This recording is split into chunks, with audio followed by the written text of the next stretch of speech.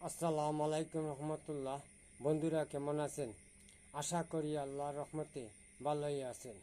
দেশে এবং প্রবাসে আপনাদেরকে অসংখ্য ধন্যবাদ জানাই।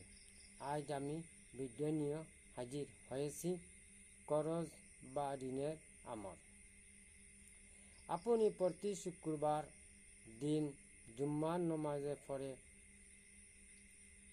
পবিত্রতার সহিত বিসমিল্লাহ সহ সূরা কাহাফ 3 বার পাঠ করিয়া 2 রাকাত নফল নামাজ আদায় করিয়া আল্লাহ তাআলার কাছে প্রার্থনা করবেন। ইনশাআল্লাহ আপনার করজ অথবা ঋণ পরিশোধ হবে। আপনি সবাই আমল করুন, 5 ওয়াক্ত নামাজ পড়ুন, তাহাজ্জুদের নামাজ পড়ুন, নফল নামাজ পড়ুন, বেশি বেশি কোরআন তিলাওয়াত পাঠ করুন। ইনশাআল্লাহ আপনার করজ অথবা ঋণ পরিশোধ হবে। আমল করুন।